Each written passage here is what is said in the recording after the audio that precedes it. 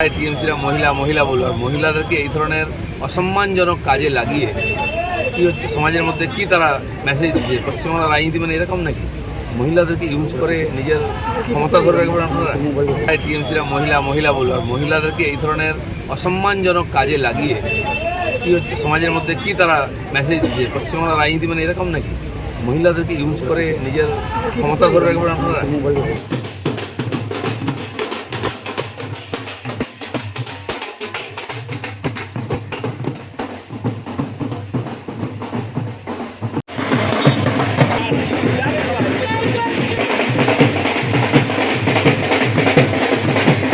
মহিলাদেরকে অসম্মানজনক কাজে লাগিয়ে বাংলায় ক্ষমতায় থাকার চেষ্টা করছে তৃণমূল। সোমবার সকালে প্রাতঃভ্রমণে বেরিয়ে পশ্চিমবঙ্গ রাজ্যপালের বিরুদ্ধে ওঠা শ্লীলতাহানির অভিযোগের ঘটনায় এমনই মন্তব্য করলেন বর্ধমান দুর্গাপুর লোকসভার বিজেপি প্রার্থী দিলীপ ঘোষ। টিএমসিরা মহিলা বলবো, আর মহিলাদেরকে এই ধরনের অসম্মানজনক কাজে লাগিয়ে কি হচ্ছে সমাজের মধ্যে কি তারা মেসেজ দিচ্ছে? পশ্চিমবাংলার রাজনীতি মানে এরকম নাকি? মহিলাদেরকে ইউজ করে নিজের ক্ষমতা ধরে রাখবেন আপনারা? তিনি বলেন, বর্তমানে মহিলাদেরকে অসম্মানজনক কাজে লাগিয়ে বাংলায় ক্ষমতায় আসতে চাইছে তৃণমূল। রাজ্যপাল একজন শিক্ষিত মানুষ, সে যেহেতু তৃণমূলের বশ্যতা স্বীকার করেনি, তাই তার বিরুদ্ধে নানান অভিযোগ তোলার পাশাপাশি কখনো তাকে কালো পতাকা দেখানো এবং নানানভাবে অসম্মান করার কাজ করেছে তৃণমূল। সমাজ এর জবাব দেবে। শুধুমাত্র ক্ষমতা এবং টাকার জন্য তৃণমূল এই ধরনের কাজ করছে। তিনি বলেন, বর্তমানে তৃণমূল এতটাই বদনাম হয়ে গেছে যে কোথাও কোনো পোস্টারে তৃণমূল লেখা থাকছে না, শুধুমাত্র জোড়া ফুল চিহ্ন দেওয়া হচ্ছে পোস্টারে, কারণ তৃণমূল শব্দটাই বদনাম হয়ে গেছে। সন্দেশখালী প্রসঙ্গে তিনি বলেন, সন্দেশখালীতে যে ঘটনা ঘটেছে তা এক দুজন মহিলার সাথে নয়, অনেক মহিলার সাথে অসম্মানজনক কাজ করা হয়েছে, যার কারণে হাজার হাজার মহিলা রাস্তায় ঝাঁটা নিয়ে প্রতিবাদ করছে। সন্দেশখালীর ভাইরাল হওয়া ভিডিও প্রসঙ্গে তিনি বলেন, সত্য উদ্ঘাটন হবে, মানুষ সবই দেখতে পাবে।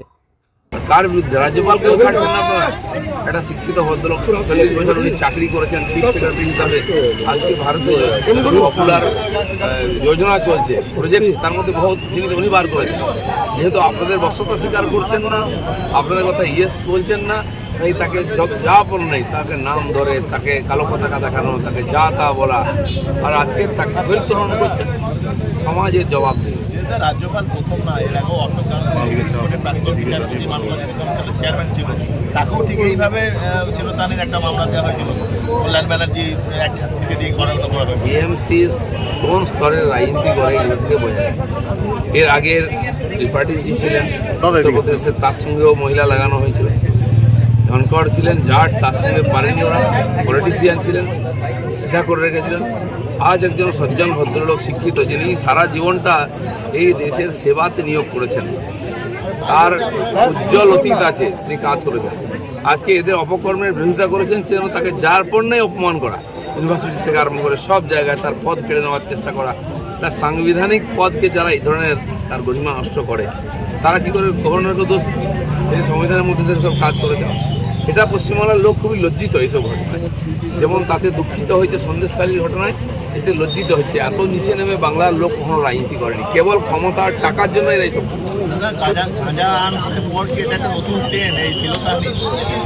দেখুন, এগুলো নতুন কিছু না, যতদিন থেকে রাজনীতি আছে, ক্ষমতা আছে, মহিলাদের ব্যবহার করা রয়েছে। পশ্চিমবাংলায় এত নিচে কখনো কেউ নামেনি। যারা এই ধরনের রাজনীতিকে নিয়ে এসছে, তাদের স্তর, তাদের রাজনীতির স্তর মানুষের অধিকারকে বঞ্চিত করে, লুটপাট করে বাঁচার জন্য এই ধরনের ভিন্ন কাজ করছে। সাংবাদিক পদে থেকেই পুলিশকে অস্বীকার, রাজভবনে কর্মীদের বিস্ফোরক নির্দেশ রাজ্যপাল। ঠিকই আছে, পুলিশ যদি চক্রান্তের সঙ্গে যুক্ত হয় করতে পারেন। আজকে রাজভবনে সিকিউরিটি দিতে হচ্ছে সেন্ট্রাল ফোর্স দিয়ে। বুঝতে পারছেন পুলিশের কি যোগ্যতা আছে, পুলিশ কার হয়ে কাজ করছে। পুলিশের তদন্তে অসহযোগিতা না করে নির্দেশ কর্মীদের এবং পুলিশের বক্তব্য অস্বীকার করার নির্দেশ। পুলিশকে আমরাও অস্বীকার করি, কারণ পুলিশ ক্যাডারের মতো অভিনয় করে।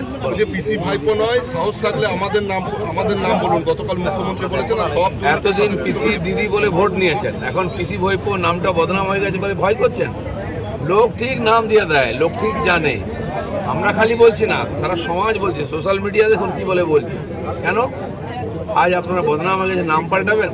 পার্টিরও নাম পাল্টাবেন। দেখুন, হোর্ডিংয়ে কোথাও টিএমসি লেখা হচ্ছে না, খালি ঘাসফুল দেওয়া হচ্ছে, কারণ টিএমসি পার্টিটাও বদনাম হয়ে গেছে। তাদের জেলা সভাপতি উত্তর 24 পরগনার সন্দেশখালী যেখানে আছে, কি বলেছে? লোকের কাছে গিয়ে ভোট চাইতে আমাদের লজ্জা করছে। তাহলে কি এমন সততা কাজ করেন কেন যাতে লজ্জিত হতে হয়? তাহলে কি সততার প্রতীক এখন নেই? থেকে নিচে অবধি সবাই লজ্জিত আছে। সততার প্রতীক কি তাহলে এখন নেই? সততার প্রতীক দেখেছেন কোথাও? কালিমার প্রতীক, দুর্নীতির প্রতীক হয়ে গেছেন। ওই হাওয়াই চটি, সাদা শাড়ি, আর দুর্নীতির। তারা বলছে রাজভবনে কর্মীদের ডাকা হলেও কেউ আসে। অভিষেক ব্যানার্জি কালকে জনসভা থেকে আপনাদের প্রার্থী বসিরহাটের রেখা সরকারকে নিয়ে বলেছেন যে 2000 টাকা নিয়ে তিনি অভিযোগ করেছেন মিথ্যা কিছু মেনে নেন।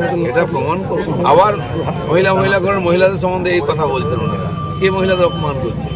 মানে আজকে যারা, ওটাও নাটক একটা, ওখানেও কনস্পিরেসি করা হয়েছে বাঁচার জন্য। 4 মাস 5 মাস লেগে গেল সপ্তাহ উদ্ঘাটন করতে। যদি সত্য হয়, সত্য তো ওখানকার মহিলারা বলছেন একজন মহিলাকে কেনা যায়, দুজনকে কেনা যায়।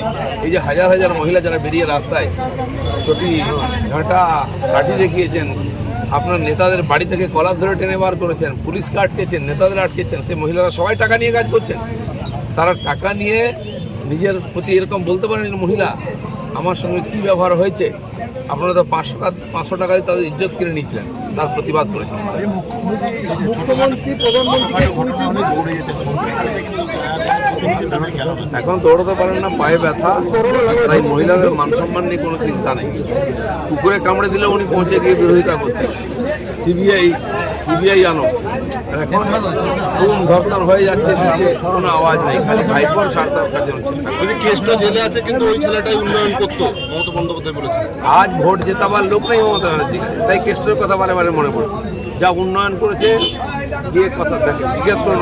সমস্ত রাইস, সমস্ত পেট্রোল পাম্প নিয়ে নিচ্ছে, এই উন্নয়ন করেছে। প্রধানমন্ত্রীকে তুই এবং নন্দলা দাদা, প্রধানমন্ত্রী আরে না না না, করে যাবে তো, এটা থাকবে নাকি? প্রধানমন্ত্রীকে তুই এবং এই সামলা আমাদেরকে গিয়ে বুঝলেন, প্রধানমন্ত্রীকে তুই নন্দলা নাম না করে বলেছেন।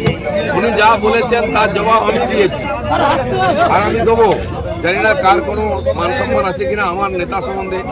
শুধু তাই না, দেশের রাষ্ট্রপতি, প্রধানমন্ত্রী, গৃহমন্ত্রী, এদের সম্বন্ধে যে শব্দ প্রয়োগ করেছেন ওনারা, দিলীপ ঘোষ তার কটা জবাব দিয়েছে, আগামী দিনেও দেবে। কারণ আমার এটা দায়িত্ব পড়ে বিরোধী পার্টি হিসাবে এই ধরনের ছোট লোকের রাজনীতি বন্ধ করতে। কতটা স্বতঃস্ফূর্ততা রয়েছে? অমিত শাহ এসছে গতকাল দুর্গাপুর, দেখতে পাবেন আজকে মমতা ব্যানার্জিও রয়েছে দুর্গাপুরে। মমতা ব্যানার্জিও রয়েছেন তার পাশে। মমতা ব্যানার্জি দিলীপ ঘোষের পেছন ছাড়েন না। আমি জঙ্গলমহলে ছিলাম, ওখানেই থাকতেন দিন রাত। আজকে বর্ধমানে এসেছি, এখানে কৃষি ভাইপো দুজনে লেগে পড়েছে, হেলিকপ্টার পর্যন্ত রেখে দিয়েছে।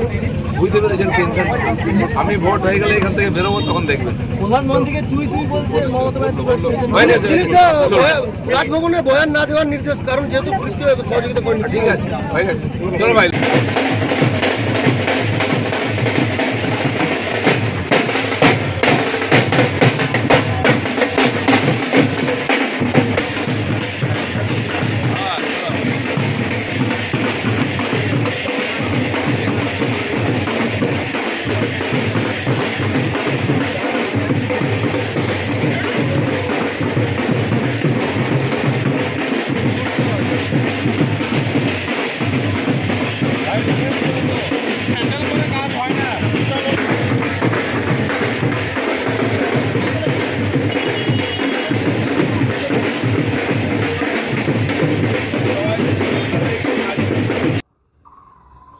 Bureau report, PB news, PB বার্তা।